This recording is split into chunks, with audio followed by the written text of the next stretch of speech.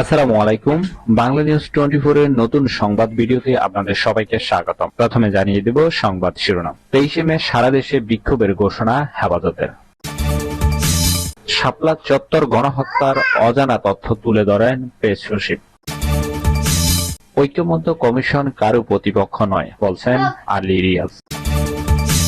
সন্ধ্যায় ঢাকায় আসছেন কানাডার বাণিজ্য প্রতিনিধি। সর্বশেষ জানাবো, এবার কাশ্মীর হামলা নিয়ে নতুন তথ্য দিলেন ভারতীয় সাংবাদিক। এতক্ষণ শুনছিলেন সংবাদ শিরোনাম, এবার পুরো বিস্তারিত। অবশ্যই বিস্তারিত আলোচনা করার আগে আপনাদের সবার কাছে আমার ছোট্ট একটা রিকোয়েস্ট, আপনারা যারা চ্যানেলে নতুন দর্শক অবশ্যই চ্যানেলটি সাবস্ক্রাইব করে রাখবেন এরকম নতুন নতুন সংবাদ ভিডিও পেতে চাইলে। পাশাপাশি আপনারা বাংলাদেশের কে কোন জেলা থেকে দেখছেন এই ভিডিওটি অবশ্যই কমেন্ট বক্সে জানাতে ভুলবেন না। 23 মে সারা দেশে বিক্ষোভের ঘোষণা হেফাজতের। আগামী 23 মে সারা দেশে বিক্ষোভের ঘোষণা দিয়েছে হেফাজতে ইসলাম। নারী বিষয়ক সংস্কার কমিশন বাতিল সহ 4 দফা দাবিতে আয়োজিত সমাবেশে মহাসমাবেশ থেকে ঘোষণা দেওয়া হয়। সোহরাওয়ার্দী উদ্যানে এ সমাবেশ হয়। ঢাকা, চট্টগ্রাম ছাড়াও দেশের বিভিন্ন জেলা উপজেলা থেকে নেতা কর্মীরা এতে যোগ দেন। সমাবেশের মূল ইস্যু ছিল সংগঠনটি নেতা কর্মীদের নামে দায়ের হওয়া মামলা প্রত্যাহার এবং শাপলা চত্বরে গণহত্যার বিচার।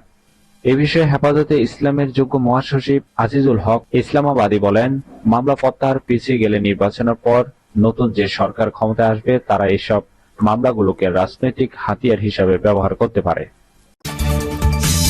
শাপলা চত্বর গণহত্যার অজানা তথ্য তুলে ধরেন প্রেস সচিব। অন্তর্বর্তীকালীন সরকারের প্রধান উপদেষ্টা প্রেস সচিব মোহাম্মদ আবুল কালাম আজাদ মজুমদার 2013 সালের মতিঝিলের শাপলা চত্বর হত্যাকাণ্ডের ভয়াবহ চিত্র তুলে ধরেছেন। সামাজিক যোগাযোগ মাধ্যম ফেসবুকে দেওয়া এক পোস্টে তিনি বলেন, যখনই হেফাজতে ইসলামের কোনো বড় ধরনের সমাবেশ দেখি তখনই মনে পড়ে মানবাধিকার সংস্থা হিউম্যান রাইটস ওয়াচের জন্য আমার করা শাপলা চত্বর গণহত্যার তদন্ত কাজের কথা।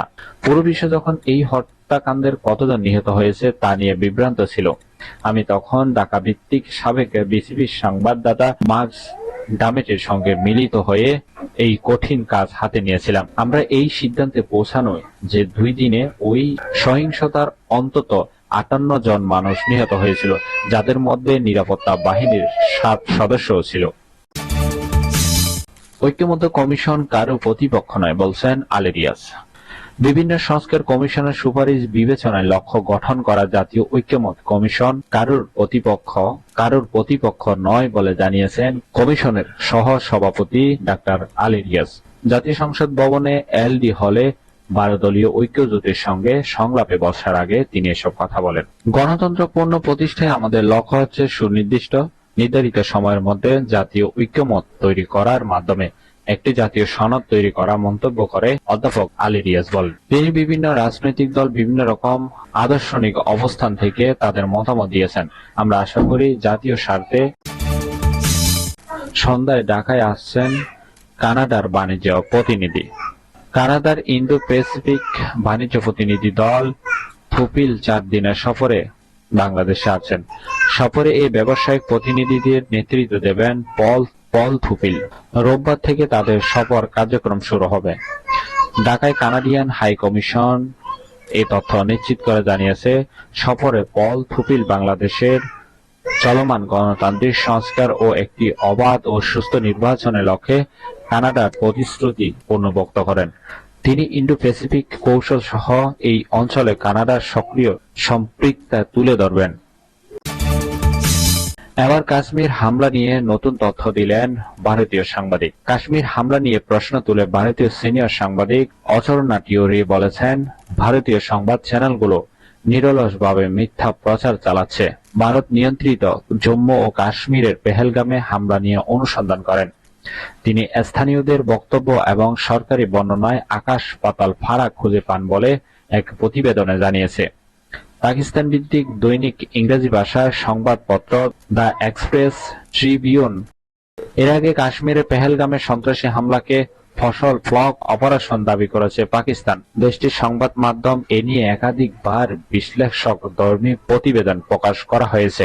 দ্য এক্সপ্রেস ট্রিবিউনের প্রতিবেদনে বলা হয়, টিওআরএর তদন্ত সরকারি বক্তব্যের অসঙ্গতিগুলো চোখের সামনে আনেন, ফলে সন্ত্রাসী হামলার সত্যতা এবং উদ্দেশ্য নিয়ে প্রশ্ন তুলেছে। একাধিক প্রত্যক্ষদর্শী এবং স্থানীয় সূত্র নিরাপত্তা সংস্থার দাবির বিরোধিতা করেছে, যা সরকারের প্রমাণকে ভুয়া এবং সংঘাত মঞ্চস্থ করার ইঙ্গিত দেয়। একজন কাশ্মীরি ড্রাইভার অসনা টিউরিকের কাছে তথ্য প্রকাশ করে বলেন, ভারতীয় সংবাদ চ্যানেলগুলো নিরলসভাবে মিথ্যা প্রচারণা চালাচ্ছে। অর্চনা টিউরারি আরো জিজ্ঞাসা করেন, বিধবার বিবৃতি এবং ঘটনার ক্ষতিগ্রস্ত শিশুর ভিডিওটাও কি মিথ্যা? ড্রাইভার উত্তর দিয়েছেন, হ্যাঁ, এটা সবই একটা রাজনৈতিক খেলা। 10 কিলোমিটার দূর থেকে গুলি চালানো সন্ত্রাসীরা কিভাবে ভুক্তভোগীদের ধর্ম সম্পর্কে জিজ্ঞাসা করতে পারে? তিনি আরো বলেন, যদি মোদী সরকার কাশ্মীরিদের অর্থনৈতিক নিবন্ধন না করে, তাহলে হাতে অস্ত্র তুলে নেওয়া ছাড়া আর কোনো উপায় থাকবে না। এর প্রেক্ষিতে একজন রাজনৈতিক বিশ্লেষক বলেছেন, অর্চনা টিউরির সত্য উদ্ঘাটন প্রমাণ করে যে পেহেলগামে ফলস ফ্ল্যাগ অপারেশনটি কেবল প্রচারণা ছাড়া আর কিছুই নয়। এই ছিল এখনকার এই গুরুত্বপূর্ণ সংবাদ। এরকম সংবাদ পেতে চাইলে সবার আগে চ্যানেলটি সাবস্ক্রাইব করে রাখুন। অবশ্যই কে কোন জায়গা থেকে ভিডিওটি দেখছেন কমেন্ট করে জানাতে ভুলবেন না। ধন্যবাদ সবাইকে এতক্ষণ সাথে থাকার জন্য।